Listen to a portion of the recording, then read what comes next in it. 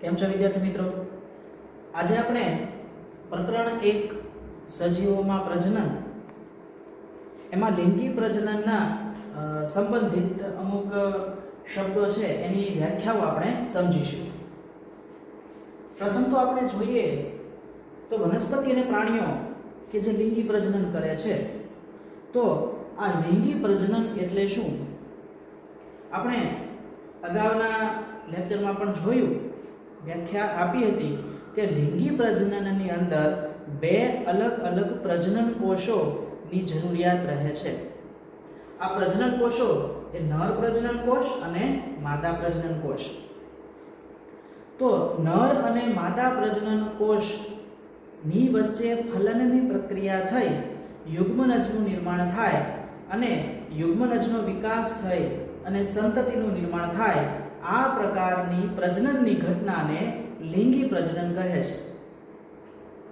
હવે આ જે બે પ્રજનન કોષો ઉત્પન્ન થયા, નર અને માદા પ્રજનન કોષો, એ કાં તો અલગ અલગ વ્યક્તિગત સજીવોમાં ઉત્પન્ન થાય છે અથવા તો એક જ સજીવની અંદર બંને પ્રકારના પ્રજનન કોષો ઉત્પન્ન થતા હોય છે.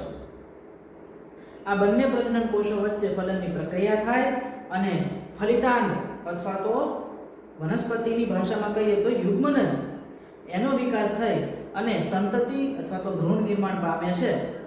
તો આ ઘટના છે એને લિંગી પ્રજનન તરીકે ઓળખીએ છીએ. તો પ્રાણીઓ અને વનસ્પતિઓ કે જે લિંગી પ્રજનન દર્શાવે છે એના જીવનના તબક્કા વિશે આપણે જોઈએ. તો વનસ્પતિ કે પ્રાણી જન્મથી જ લિંગી પ્રજનન કરવા માટે પુખ્ત થયેલો હોતો નથી, મતલબ કે સક્ષમ હોતો નથી. સજીવના જન્મથી માંડી અને લિંગી પ્રજનન માટેની ક્ષમતા તે પ્રાપ્ત કરે ત્યાં સુધીનો સમયગાળો એને જુવેનાઇલ તબક્કો અથવા તો વનસ્પતિની વાત કરતા હોઈએ તો વનસ્પતિની સંબંધમાં એને કહેવાય વાનસ્પતિક તબક્કો. જન્મ થવાથી માંડી અને પુખ્તતા પ્રાપ્ત કરે ત્યાં સુધીનો પ્રાણીઓની અંદરનો સમયગાળો છે તેને જુવેનાઇલ તબક્કા તરીકે ઓળખવામાં આવે છે. અને વનસ્પતિની અંદર વનસ્પતિના બીજનું અંકુરણ થાય ત્યાંથી વનસ્પતિની અંદર પુષ્પ સર્જનની પ્રક્રિયાની શરૂઆત થાય ત્યાં સુધીનો સમયગાળો એટલે કે વાનસ્પતિક તબક્કો. આ સમયગાળો અલગ અલગ વનસ્પતિ અને પ્રાણીઓમાં અલગ અલગ સમયનો હોય છે. જે આપણે અગાઉના લેક્ચરમાં જોયું કે જીવનકાળની અંદર તફાવત છે પ્રાણીઓ અને વનસ્પતિઓમાં, તો તેમના જુવેનાઇલ તબક્કામાં પણ તફાવત છે. અમુક પ્રાણીઓ જન્મ પછી થોડાક જ દિવસોની અંદર જુવેનાઇલ તબક્કો પસાર કરી દે છે અને પુખ્તતા પ્રાપ્ત કરે છે. અમુક પ્રાણીઓને અમુક મહિનાઓ લાગે છે. મોટા પ્રાણીઓને, સસ્તન વર્ગના પ્રાણીઓને અમુક વર્ષો લાગે છે. મોટા સસ્તન પ્રાણીઓને. વનસ્પતિઓની અંદર પણ જે વનસ્પતિનો જીવનકાળ ટૂંકો છે તેનો જુવેનાઇલ તબક્કો, વાનસ્પતિક તબક્કો પણ ટૂંકો છે. જે વનસ્પતિનો જીવનકાળ બહુ લાંબો છે એ વનસ્પતિ બીજાંકુરણ પછી બહુ ઘણા વર્ષે પુષ્પ સર્જનની પ્રક્રિયા દાખવતી હોય છે. તો જુવેનાઇલ અને વાનસ્પતિક તબક્કો છે એની અંદર ખૂબ જ વૈવિધ્ય પ્રાણીઓ અને વનસ્પતિઓમાં જોવા મળતું હોય છે. માણસની વાત કરીએ તો બાળકનો જન્મ થાય ત્યાંથી સ્ત્રીઓની અંદર વાત કરીએ તો 13 થી 14 વર્ષ સુધીનો ગાળો કે 15-16 વર્ષનો દરેક ના શરીર પ્રમાણ પ્રમાણે, તો એ તબક્કો છે એ જુવેનાઇલ તબક્કો છે. ત્યાર પછીનો તબક્કો છે એ પ્રાજનનિક તબક્કો છે કે જેમાં સજીવે પ્રજનન કરવા માટેની પુખ્તતા પ્રાપ્ત કરી લીધી છે.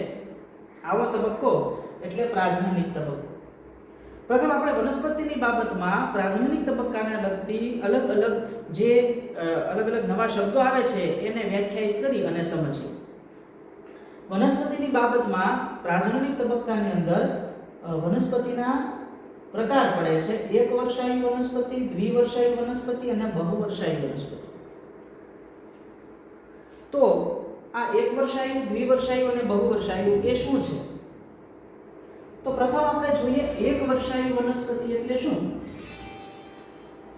તો પુખ્ત અવસ્થા પ્રાપ્ત કર્યા પછી જે વનસ્પતિ પોતાના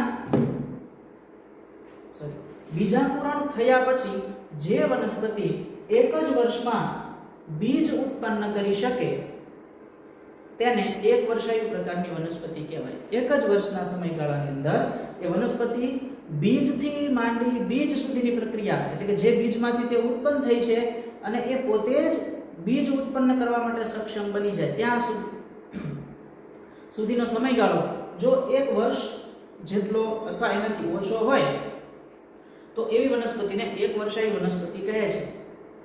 ઘાસ વર્ગની તમામ વનસ્પતિ જે છે, છોડ વર્ગની તમામ મોટા ભાગની વનસ્પતિઓ છે એ એક વર્ષાયુ વનસ્પતિની અંદર સમાવેશિત થાય. તેનો બીજનું અંકુરણ થયા પછી એક વર્ષ કરતાં ઓછા સમયગાળામાં તે પોતે નવા બીજ ઉત્પન્ન કરી દે છે. તો આવી વનસ્પતિને એક વર્ષાયુ વનસ્પતિ કહેવાય. જો આ વનસ્પતિને 2 વર્ષનો સમયગાળો લાગતો હોય તો તેને દ્વિવર્ષાયી વનસ્પતિ તરીકે ઓળખવામાં આવે છે. એટલે કે ગાજર, મૂળો વગેરે જે વનસ્પતિઓ છે કે જેમાં 2 વર્ષ જેટલો સમય લાગે છે તેમને પુખ્તતા પ્રાપ્ત કરી અને બીજ ઉત્પન્ન કરવા માટે, બીજથી બીજ સુધીની ઘટના પૂરી કરવા માટે 2 વર્ષ જેટલો સમય લાગે છે. 1 વર્ષથી વધારે, 2 વર્ષથી ઓછો, તો તેને દ્વિવર્ષાયી વનસ્પતિ કહે છે. અમુક વનસ્પતિઓ કે જે વૃક્ષ પ્રકારની વનસ્પતિઓ છે તેને 2 કરતાં વધારે વર્ષનો સમય લાગે છે કે જ્યારથી અંકુરિત થાય ત્યારથી પોતે બીજ ઉત્પન્ન કરે, પુષ્પ ઉત્પન્ન કરે, એને બીજ આવે ત્યાં સુધીનો સમયગાળો 2 કરતાં વધારે વર્ષનો હોય છે. આવી વૃક્ષ પ્રકારની વનસ્પતિઓ છે એ મોટે ભાગે બહુવર્ષાયી વનસ્પતિ હોય છે. તે પોતાના બીજનું અંકુરણ થયા પછી તરત જ પુષ્પ સર્જન દાખવતી નથી.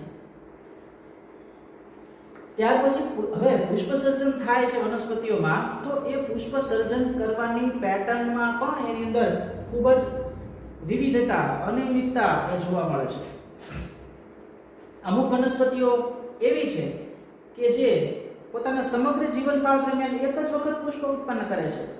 દાખલા તરીકે વાંસ, આપણે ટેક્સ્ટબુકમાં એનું ઉદાહરણ આપ્યું છે કે વાંસ એ પોતાના જીવનકાળ દરમિયાન માત્ર એક જ વખત પુષ્પ સર્જન પામે છે અને પછી મૃત્યુ પામે છે. પુષ્પ સર્જનની અનિયમિતતા અમુક વનસ્પતિઓ એવી છે કે જે ચોક્કસ વર્ષના સમયગાળા પછી પુષ્પ ઉત્પન્ન કરે છે. આપણી ટેક્સ્ટબુકમાં એક ઉદાહરણ આપ્યું છે સ્ટ્રોબિલેન્થસ વનસ્પતિનું. તો આ વનસ્પતિઓ એક જ સાથે 12 વર્ષના સમયગાળા પછી પુષ્પ સર્જન કરે છે. ત્યાર પછી 12 વર્ષના સમયગાળા પછી તે પુષ્પ સર્જન કરે છે. મતલબ કે 2 પુષ્પ સર્જન વચ્ચેનો સમયગાળો 12 વર્ષનો. આવું સ્ટ્રોબિલેન્થસ પ્રકારની વનસ્પતિમાં જોવા મળે છે. તેના પુષ્પનો રંગ વાદળી હોય છે. એટલે આપણો જે પશ્ચિમ ઘાટ જે છે, આ પશ્ચિમ ઘાટમાં કેરળ, તમિલનાડુ વાળા ભાગની અંદર આ પશ્ચિમ ઘાટની અંદર આ વનસ્પતિ છે અને એ વનસ્પતિમાં એક સાથે પુષ્પ ઉત્પન્ન થયા હતા. તો એના કારણે આખો એ પટ્ટો છે વાદળી રંગનો હતો અને એના કારણે એને વાદળી પટ્ટો તરીકે પણ ઓળખવામાં આવે છે. તો આ પુષ્પ સર્જનની બાબતમાં પણ વનસ્પતિઓ અનિયમિતતા અથવા તો વિવિધતા, આપણે એને અનિયમિતતા કહેવા કરતાં વિવિધતા વધારે કહેશું. તો વિવિધતા છે એ દર્શાવતી હોય છે. પ્રાણીઓની બાબતમાં પણ વાત કરીએ તો પ્રાણીઓમાં પણ એવું છે. સાલ્મન માછલી છે એ પોતાના જીવનકાળ દરમિયાન માત્ર એક જ વખત ઈંડા મૂકે છે, એક જ વખત પ્રજનનની પ્રક્રિયા કરે છે અને ત્યાર પછી એ નાશ પામે છે. તમે ચેનલોની અંદર, ટીવીની અંદર, ડિસ્કવરી ચેનલની અંદર ઘણી વખત જોયું છે કે નદીના પ્રવાહની વિરુદ્ધ દિશામાં તરી અને કોઈ ચોક્કસ સ્થળે આ સાલ્મન માછલી ઈંડા મૂકવા માટે જાય છે અને હજારોની, લાખોની સંખ્યામાં ઈંડા તે મૂકે છે અને એ જ વખતે તેનું મૃત્યુ થઈ જાય છે. તો જીવનમાં એક જ વખત પ્રજનન દર્શાવે છે. બીજા પ્રાણીઓ છે કે જીવનમાં ઘણી વખત પ્રજનન દર્શાવતા હોય છે. તો પ્રજનનની બાબતમાં બધી વિવિધતા છે. પક્ષીઓની ઈંડા મૂકવાની ઘટનાની આપણે વાત કરીએ તો પક્ષીઓ ઈંડા ક્યારે મૂકે છે? તો આપણને ખ્યાલ છે કે દરેક પક્ષીનો ઈંડા મૂકવા માટેનો પોતાનો ચોક્કસ સમય છે, ચોક્કસ ઋતુ છે. એ જ વખતે એ ઈંડા મૂકે છે. કુદરતી અવસ્થાની વાત છે. બંધન અવસ્થામાં મરઘી આખું વર્ષ ઈંડા મૂકે છે, પણ એ ક્યારે? બંધન અવસ્થામાં. કુદરતી અવસ્થામાં પક્ષીઓ હંમેશા કોઈ એક ચોક્કસ ઋતુ દરમિયાન જ ઈંડા મૂકે છે. દાખલા તરીકે ઉનાળાનો સમયગાળો હોય છે, બરોબર, ચોમાસું બેસવાનું હોય તો એ વખતે ટીટોડીએ ઈંડા મૂકેલા હોય છે. છાપામાં એના ફોટા પણ આપણે જોયા છે. છાપામાં ફોટા કે ઘણીવાર કોઈ ધાબા અગાશી ઉપર પણ ટીટોડીએ ઈંડા મૂક્યા હોય છે. અને ટીટોડીના ઈંડાને લઈને ઘણી બધી પ્રચલિત વાયકાઓ પણ છે કે જે જો તે કોઈ વહેણની અંદર કે સૂકી નદીની અંદર ઈંડા મૂકે તો તે વર્ષે વરસાદ ઓછો આવે. જો ટીટોડી ઊંચા ઉપર ઈંડા મૂકે તો તે વર્ષે વરસાદ બહુ વધારે આવે. આ પ્રકારની માન્યતાઓ છે. પણ કહેવાનો મતલબ કે ચોક્કસ ઋતુ દરમિયાન જ ઈંડા મૂકે છે, આખું વર્ષ ઈંડા મૂકતા નથી. બંધન અવસ્થામાં આ શક્ય છે. બંધન અવસ્થામાં આ પક્ષીઓને આખું વર્ષ ઈંડા મૂકવા માટે પ્રેરિત કરવામાં આવે છે ઇન્જેક્શન દ્વારા, અંતઃસ્ત્રાવોની અસર દ્વારા, અને એટલા માટે તે આખું વર્ષ છે એ ઈંડા મૂકતા હોય છે. પ્રાણીઓની અંદર પ્રાજનનિક અવસ્થામાં જોવા મળતી વિવિધતાની અંદર વાત કરીએ તો એવા પ્રાણીઓ કે જે અમુક ચોક્કસ ઋતુઓ દરમિયાન બચ્ચાઓ પેદા કરે છે, તો એ ઋતુ દરમિયાન તેઓની અંદર એક ઋતુ ચક્ર જોવા મળે છે. એટલા માટે આવા પ્રાણીઓને ઋતુકીય ઋતુચક્ર ધરાવતા પ્રાણીઓ કહે છે. તો એ ચોક્કસ ઋતુ દરમિયાન ઋતુકીય ચક્ર જોવા મળે છે. ઋતુચક્ર એટલે શું? ઋતુચક્ર એટલે કે સસ્તન પ્રાણીઓની અંદર અંડપિંડમાંથી ઉત્પન્ન થતા અંતઃસ્ત્રાવો અને એને કારણે પ્રાણીની આંતરિક રચનામાં, પ્રજનન અવયવોમાં, પ્રજનન અંગોમાં થતા ફેરફારોનું ચક્ર એટલે કે ઋતુચક્ર. જો આ ઋતુચક્ર કોઈ ચોક્કસ ઋતુ દરમિયાન જ સક્રિય થતું હોય તો તેને ઋતુકીય ઋતુચક્ર તરીકે ઓળખવામાં આવે છે. મોટાભાગના નોન પ્રાઇમેટ્સ શ્રેણીની અંદર સમાવેશ પામતા સસ્તન પ્રાણીઓ છે તેની અંદર ઋતુકીય ઋતુચક્ર જોવા મળે છે. આપણે ખ્યાલ છે કે અમુક ચોક્કસ ઋતુ દરમિયાન નેશનલ પાર્ક હોય કે સફારીઝ હોય એની અંદર પ્રવેશનો નિષેધ હોય છે, પ્રવેશ માટે મનાઈ હોય છે.